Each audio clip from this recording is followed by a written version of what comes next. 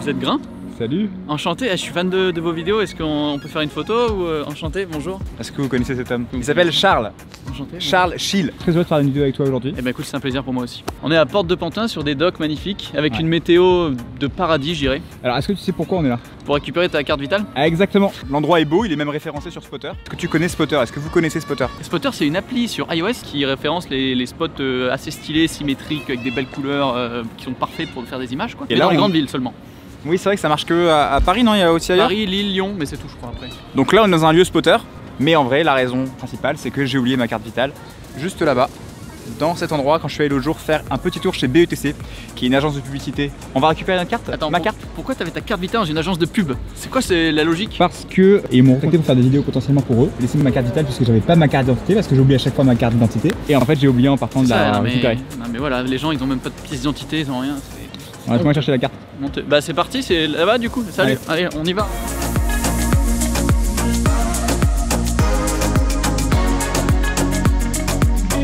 Bon, nous sommes devant l'entrée de BETC. Ma casquette me fait des cheveux bizarres. Donc c'est là qu'on va récupérer ma carte vitale. Ah bah c'est génial, franchement je passe une super après-midi. T'es content de faire une vidéo avec moi? Franchement c'est cool, regardez il fait beau, on va faire des activités de ouf aujourd'hui. À part ça Charlie, est-ce que c'est pas magnifique? Non ça a de la gueule, franchement ça a de la gueule. J'aime bien le côté brut. Allez on y va. Béton. En avant. Allez, suivez-moi, je vous emmène. Je viens de récupérer ma carte vitale que j'ai oubliée quand je suis venu faire un rendez-vous ici. D'accord. Mon nom c'est Louis Fouché. Vous avez le badge? Ah non, j'ai pas de badge. Bon Charles, c'est bon, j'ai récupéré ma carte en direct. Oui, tu as perdu un badge aussi. Ouais, je sais. Et la carte est récupérée, on va pouvoir commencer cette vidéo. Quel est le sujet du jour? Le sujet du jour, pardon. Aujourd'hui, on va parler d'un élément essentiel pour vos vidéos. D'un élément qui peut tout changer, qui peut faire d'une excellente vidéo comme une vidéo la rendre, même si vous avez des images ouf, la rendre mauvaise. C'est là. La musique. Oui. Toi, t'as déjà fait une vidéo sur la musique? J'ai fait deux même. Deux vidéos sur la musique. J'en ai déjà fait une aussi il y a quelques temps, où je vous parlais de différents sites pour trouver de la musique. Mais ici, aujourd'hui, on va faire un petit focus sur Epidemic Sound, Artlist et éventuellement un troisième, Musicbed. On va voir tout ça ensemble dans quelques instants.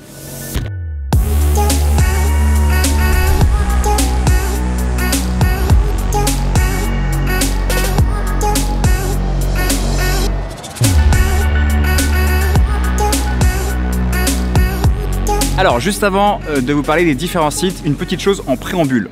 On ne peut pas utiliser n'importe quelle musique, Charles. Ah bon? On peut pas genre, moi j'aime bien mettre David Guetta sur mes musiques, mes vidéos de voyage et tout. On est obligé de choisir des musiques sous licence, il y a des gens derrière ces musiques, tu vois. Il y a des créateurs, il y a des compositeurs, des auteurs, des labels. C'est interdit de prendre une musique comme ça, sauf si on demande l'accord au label et qu'il vous le donne, ce qui est assez rare. Et en général, sinon c'est... Voilà, et ce qui est chronophage aussi. Au début, moi quand j'ai commencé, j'envoyais des mails aux artistes sur SoundCloud et compagnie, et j'avais des réponses parfois, mais c'est un petit peu long. Du coup aujourd'hui, il y a des solutions. C'est pas vrai. Comme des sites internet spécialisés. Putain, moi j'en connais trois que j'utilise tous les trois. Alors, lesquels ce sont?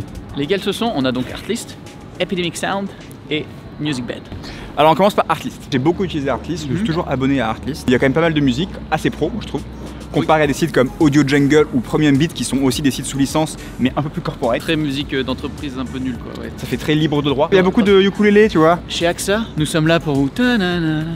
Ouais bref, voilà c'était ça. Alors que Artlist c'est quand même plus quali, surtout si vous aimez le folk et l'électro, moi en tout cas j'aime ça. Leur système d'abonnement c'est quoi? C'est 200 $ par an. C'est vraiment à l'année. C'est le problème de Artlist. Par contre, gros avantage c'est qu'on a accès aux musiques de façon illimitée sur toutes les plateformes. C'est vraiment disponible pour tous les types de projets, pour n'importe quoi. Par exemple télé.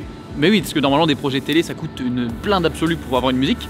Et ben là tu veux télécharger autant que tu veux pour les utiliser pour n'importe quel projet, pour n'importe quelle utilisation à vie. Ça c'est la grosse différenciation. Par contre, petit downside, il n'y a pas d'effet sonore. Sauf qu'ils ont sorti un truc là pour le Black Friday, t'as vu ou pas? Non. J'ai une nouvelle de fou à vous annoncer. Incroyable. Artlist a sorti gratuitement. Là tu vas sur Artlist maintenant, sur la homepage, il y a un pack d'effets sonores entièrement gratuit, tu peux le télécharger. Ils sont hyper bien. Donc allez-y, allez télécharger le pack d'effets sonores Artlist. Il y a des whooshes, il y a des bruits d'ambiance, c'est hyper cool. Donc il n'y a pas d'effets sonores, mais tu vois, ils se rattrapent, ils voient la concurrence arriver, du coup ils mettent des effets sonores. La navigation est pas mal, mais pas si ouf que ça. Alors moi, si je peux pointer un défaut, c'est le moteur de recherche. En fait, comme il y a pas énormément de musique non plus, tu retombes souvent sur les mêmes en fait.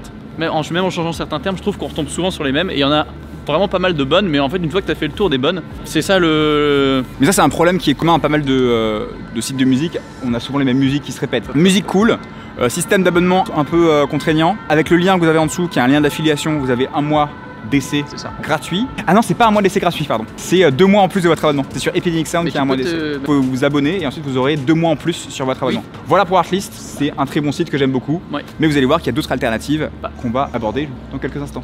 Allez. T'as pas un petit peu froid là? J'avoue que c'est pas la folie quand même. Hein. Et si on n'irait pas prendre un petit café avant de continuer cette vidéo? Eh ben avec plaisir franchement. Allez, je crois qu'il y a quelque chose de assez stylé juste ici.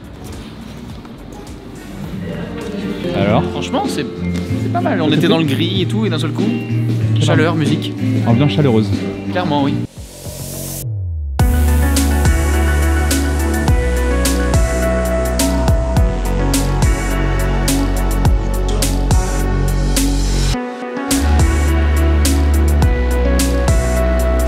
On a vu le premier site qui était Artlist, on passe maintenant au deuxième site qui est Epidemic Sound.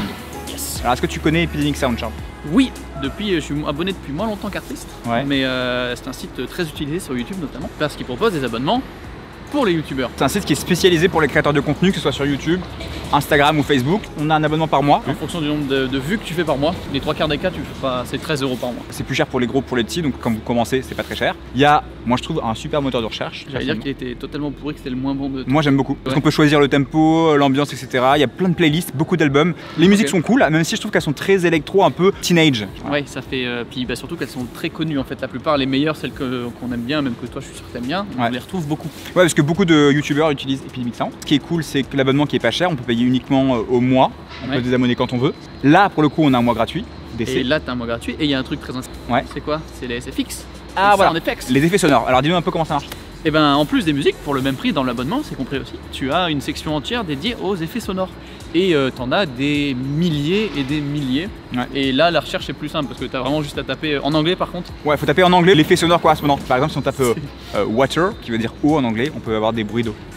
C'est Des quand bruits même de toilette, fou. des Oh bruits là de pluie, là, tout ça. c'est- On passe au troisième? Ouais, on passe au troisième. Au troisième, carrément. alors le troisième c'est Music Bed et c'est surtout Charles qui va vous en parler parce que Charles a fait une vidéo qui s'affiche juste là d'ailleurs. Allez, c'est parti.